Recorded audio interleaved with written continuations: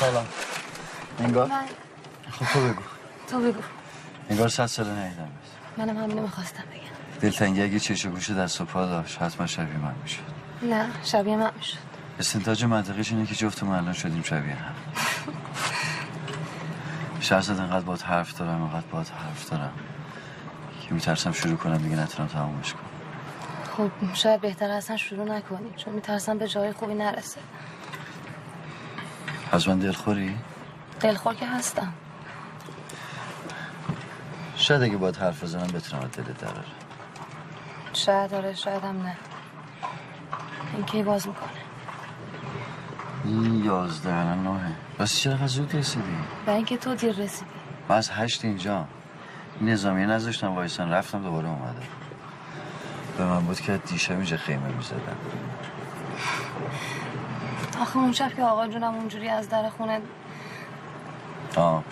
فکر کردی میرم دیگه پشت گوشم هم نگاه نمیکنم. آخه هیچ خبری نبود ازت. شهرزاد یه فکرایی داره. چه فکرایی؟ مثل در اینو وا کنه. یعنی 2 ساعت بشینیم همینجوری اینجا؟ نمیشه که یکی میبینتمون. آقا جون خودت یکی از آدمای بزرگ آقا نظامیات نه یا یه چیزی بهمون بگن. چیکار میکنی؟ من خلاف شهر میکنی؟ تو نامزد منی دیگه. نیستی مگه؟ چی میگی؟ معلومه که هستم. تو داریم حرف میزنیم چیکار میکنیم مگه؟ بله اینجا وای نستین سریع‌تر حرکت کنیم. چشم.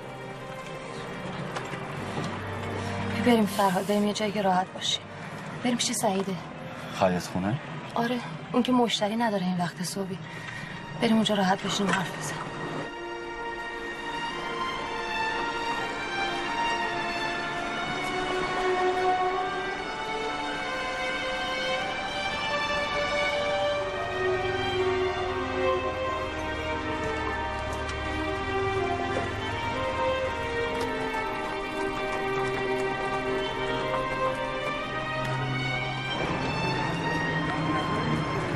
سلام چه قلبی میکنی چه اختیار داریم. بفرمین خوش اومدی. بفرمین تو شهرزاد جون. بفرمین آقا فرهاد درواسی نکن. ببخشید. خواهش میکنم اختیار دارین خوش اومدی. میتونیم بشین اینجا حرفاتون رو بزنید. من میرم یه چای شیرینی چیزی براتون بیارم. نه سعیده جون ما خیلی زود باید بریم دستت درد نکنه. باشه هر جور راحتی. ببخشید خیلی مشتری هست؟ نه آشنان اومدن منو ببینن. چون به کارات برس. چشم.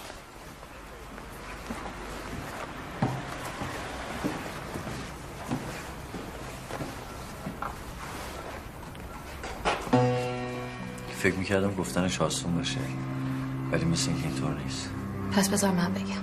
آره فکر کنم اینجوری بهتره. تو فقط ببین من از اون 28 مرداد لعنتی چی کشیدم. تا عمر دارم این روزو یادم نمیره. همه مردم یادشون بره من یکی یادم نمیره. دستگیری و حبست یه طرف، حکم اعدامت یه طرف، بعدش هم با همه دنیا میتونستی قهر کنی الا من. اونم اونجوری نه قهر بودی نه آشتی. یه روز قهر یه روز آشتی. ببین شهرزاد جان این حرفا رو بعداً هم میشه زد. اینکه تو چی کشیدی و من چی شاهد شکستگی تو و عذر تقصیر من. ولی من خواستم ببینمت برای کار مهمتریه. یه امر خیلی مهم. من خیلی فکرامو کردم. ما اگه بخوایم اینجا بمونیم همش باید به میل بقیه رفتار کنیم مگه اینکه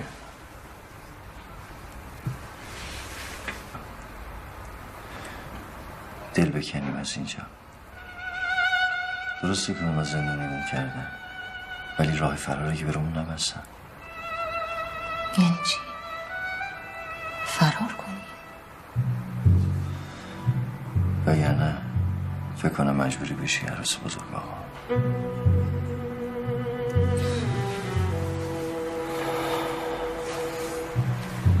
خب چی میگی؟